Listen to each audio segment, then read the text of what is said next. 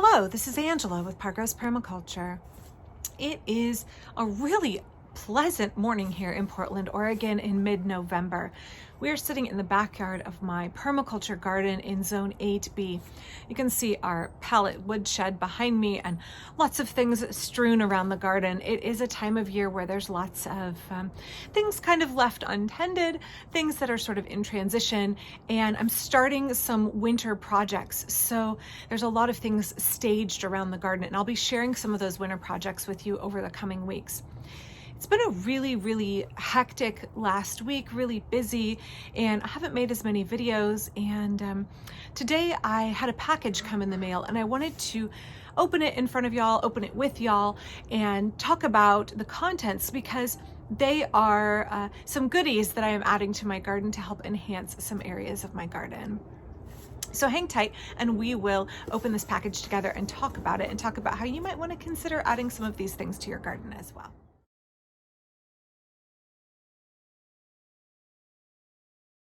Now, permaculture is a design system, and I speak a lot about permaculture philosophy on this channel, as well as practical application of permaculture principles.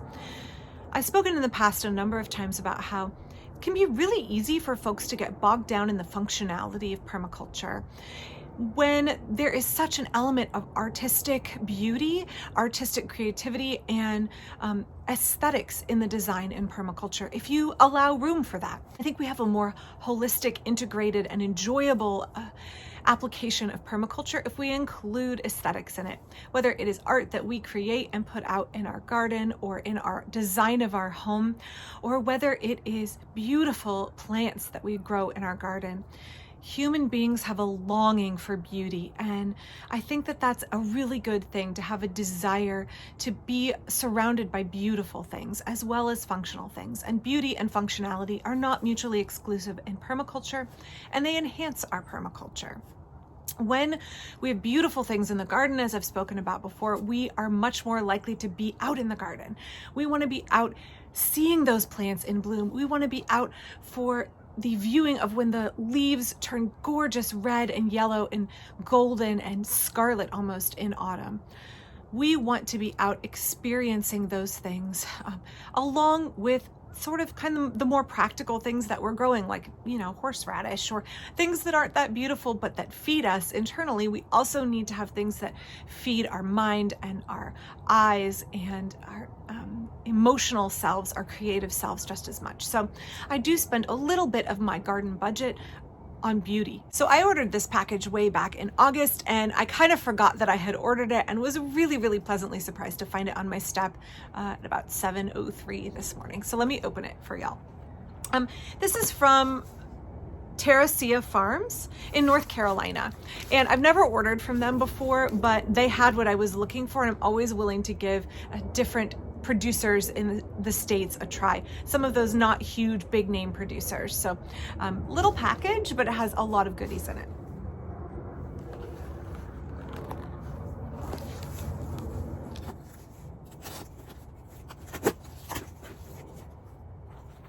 So one thing I will say is that the shipping of fall plants, be they bare root, be it bulbs, be it corms, whatever, not seeds, that should come before your first hard frost. Now, we actually had our first hard frost earlier this week, but the ground is still really workable here.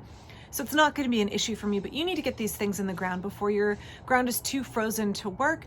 And you need to make sure that where you're ordering from, they're aware of your garden zone, and that they're not shipping too late in the season so that you risk frost damage for something sitting on your porch, or the ground is too difficult to plant in. So because I'm in 8B and it doesn't get frosty until very late, and the ground really doesn't actually freeze all the way down deep enough to prevent cultivation until maybe February or maybe not at all, we get things shipped really late.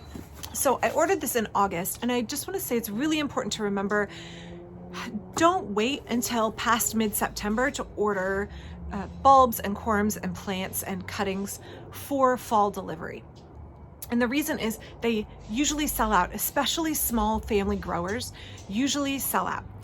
So last year I waited too long. I wanted to order these and I waited too long. I didn't start perusing websites until the first week of October, and everybody was sold out of everything that I wanted. So supplies are limited. Make sure you order really early, and then maybe just like forget about it, and then you'll have a nice surprise that arrives for you in late autumn. So again, this is from Terracea Farms. I've never ordered from them before, so this is my first experience with them. They are, let's see, Cornelius van Staldunen and Sons, certified wholesale growers since 1943. So this is, again, first experience with them. I'm always willing to try out new folks and try and support family operations as much as possible. And none of these things were available for sale in the Pacific Northwest, so I couldn't buy from a local producer. I scoured everywhere and nobody had what I wanted. I actually don't remember what varieties I ordered of these, but I ordered 2 different kinds of plants for my garden, and these are fall bulbs. So first, let's talk really briefly about fall bulbs in general, and then I'll show you what's in here because I'm really having a hard time waiting. So I'll be really quick. Fall bulbs are, again, you want to plant them before the ground is really hard. Well, you can hear an Anna's hummingbird real worked up in the background. I don't know if the microphone can pick that up, but real worked up over something. So these are fall bulbs. I ordered a couple different kinds that I don't already have in my garden. Fall bulbs are bulbs you plant in the fall and they bloom in the spring. And they're just such a great addition to any garden. They bloom very early. I have a lot of muscaria. I have a lot of daffodils and jonquils that bloom early in the year. And I wanted to add some diversity to a shady part of my garden. Now, I have some shade-loving, perennial spreading bulb-like flowering plants, including Anemone blanda, which I'm a huge fan of, even though they are not native. I also have native wood anemones in this. I'm pointing over here because this is my shade garden over that way, in the shade garden.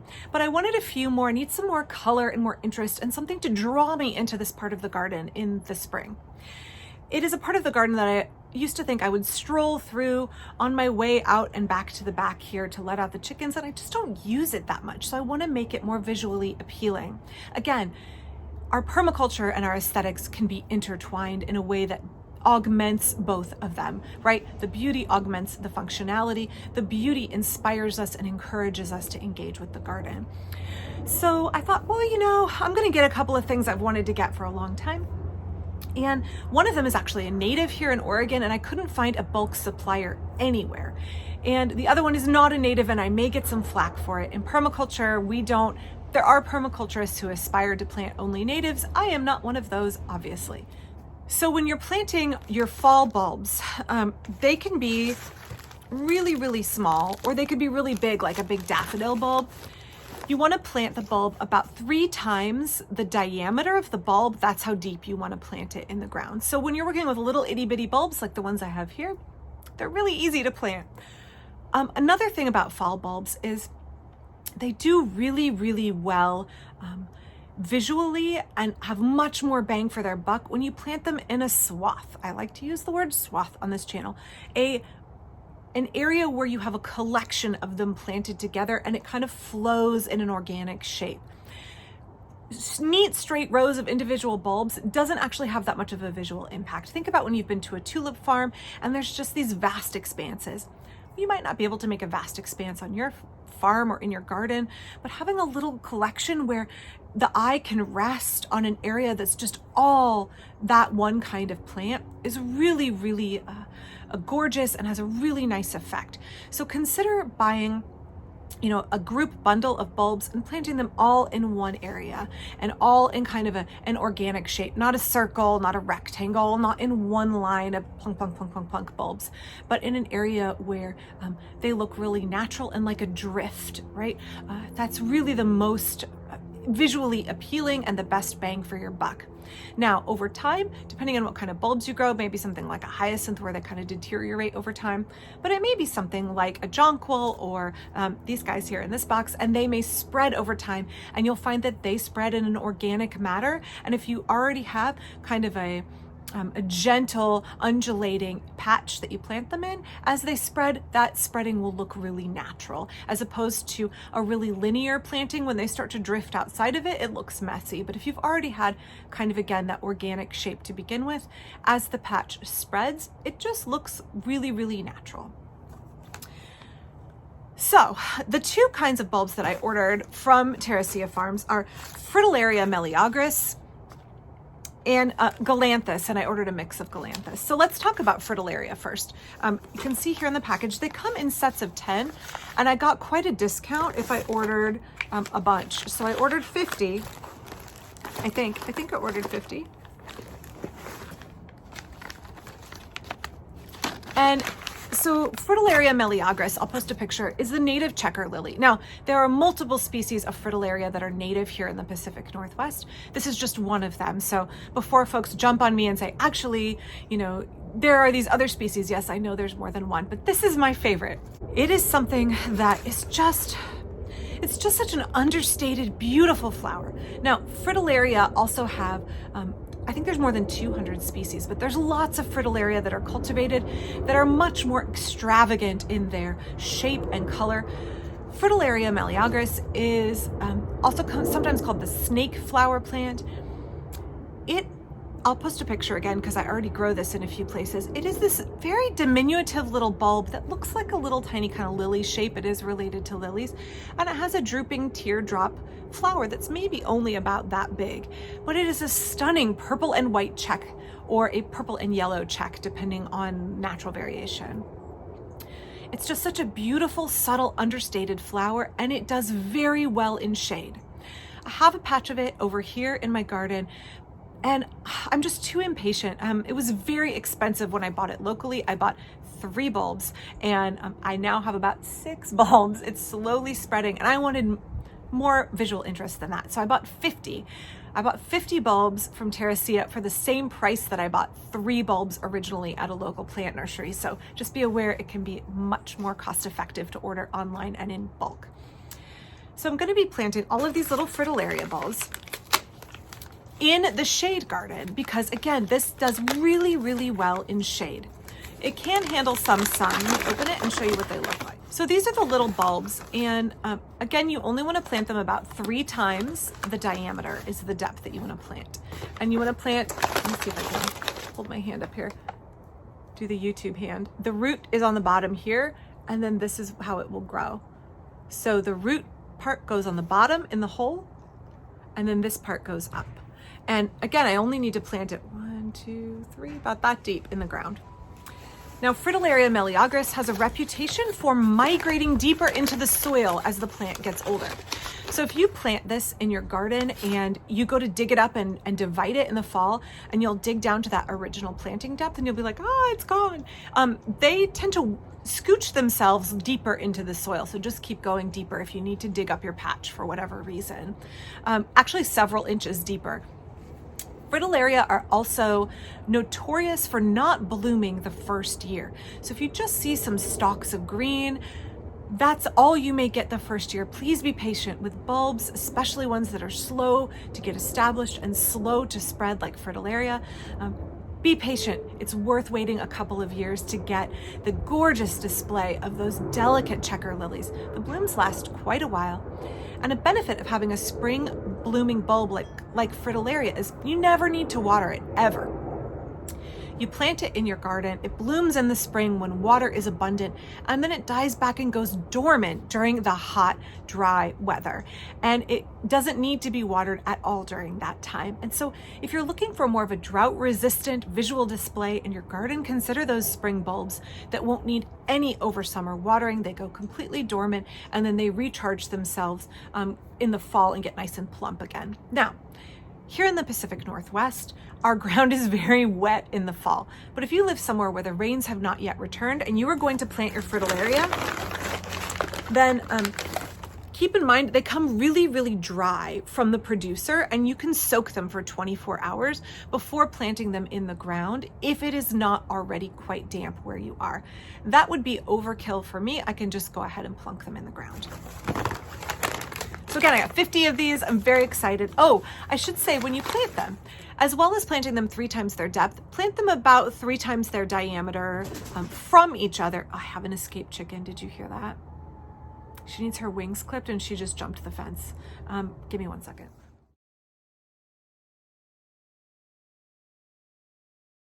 All right, I'm back with this troublemaker here.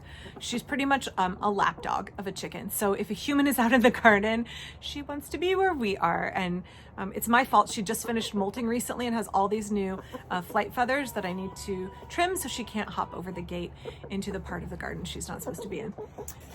Okay, back to unboxing. So I have all this Fritillaria. I'm gonna set it aside. I'll be planting those in the shade garden later. And don't worry, when they eventually bloom, I'll show you what the swath looks like. So the next thing in this box is I got a collection of Galanthus. Now Galanthus are definitely not native. They are snowdrops. And okay, I'm a sucker for BBC Gardener's World like anybody else. And year after year, I look at the beautiful snowdrops that are in the woodland gardens on that show, and I'm just envious as all get out. My mom used to grow them when we lived in Ohio, when I was in high school, and I've never had snowdrops in my garden. They are supposedly a little less invasive than, hi chicken. Snowdrops come in many different heights, so I'm gonna confuse the varieties and the species right now until I go back and relook it up, but some of them are little, and then I also got some that get quite tall, and they just have a lot of variety to the petal shape. Just a traditional, beautiful, flower that is subtle, again, subtle, small, understated, works really well in a woodland garden. And that's what we're looking at when we look at our Galanthus snowdrops. So I got Galanthus nivalis and Galanthus warrenoi, and I'll put pictures of what they look like here because I get the two confused. But those are two that I'm really looking forward to growing. And I got, again, 60 bulbs this time of these. So this was supposed to be a mix of 3, and there's a note in here that they were sold out. So I was supposed to have 2 of each of 3 varieties, and it looks like they're sold out. So they gave me extra Galanthus nivalis, which is okay. I'm okay with that. When you order from a bulb company, you have to know that they often will substitute with something similar unless you expressly tell them not to. And I said substitutions were fine, as long as they were pretty similar. So the same rule, chicken. Okay, so let's look at the Galanthus bulbs really quickly. All of the other bulb planting rules that I had for a Fritillaria apply here as well. Think about those organic flowing drifts of plants. Think about planting them 3 times the diameter. Now you can see these are quite a bit of a different shape. They look very, very much like tiny daffodils. Same thing, root side goes down, the top of the bulb goes up. And these will spread slowly. I'm hoping in future years I can dig up some and share them with friends and neighbors who want them. I will say there's one more thing in the bottom of this box that I didn't realize was in here and I forgot that I ordered. And that's a new kind of anemone blanda. So I have anemones that are just, daggone, they're just gorgeous. They were here when we moved in. When we bought our property here 13 years ago, there's just nothing but weeds and a broken split plum tree and a stand of invasive bamboo. The exception to that is that there was a little area over along the fence line, and I'm not sure if it creeped in from my lovely next door neighbors or if it was planted by a previous owner of our house. There was a little patch of giant Solomon seal and a little patch of vibrant blue anemone blanda, which is also called Grecian starflower, I think. I'm probably, I'll put the correct common name here. But I didn't have any white ones, and I really wanted white ones for over here. Again, does very well in shade, great drought tolerant plant, doesn't need any watering, goes dormant all summer. So I got Anemone Blanda White Splendor, and I'm gonna plant that. Now, anemones, especially Anemone Blanda, will spread, and they are something that when you plant them, it's almost impossible to get them out. They will spread and form a patch where every little piece can break off and form a new anemone. And so it's difficult to get them out, so make sure you really want them before you put them in, but just such a splendid plant. Okay, so we are off to go on a hike. I hope you enjoyed this video. I hope you feel encouraged to add some beauty and aesthetics to your permaculture garden. If you have that intermingling of cottage garden style or traditional gardening with permaculture, that is absolutely okay. I love a cottage garden aesthetic. I love adding beauty and flowers and thoughtful but kind of rambly and organic design to my garden so that I have functionality and beauty intertwined. My aesthetics are not independent from my harvest in my garden. I want a feast for my eyes and for my heart, as well as for my body. So I hope you feel inspired to do some research and think about getting some of those more unusual fall planted, spring blooming, drought resistant bulbs for your garden. And I'm gonna go catch this escaped chicken and I will be back soon. Thanks.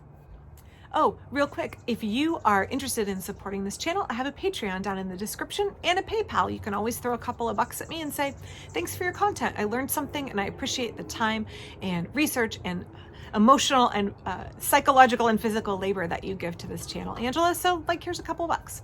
Now I'm gonna go catch that chicken. I'll be back. Bye.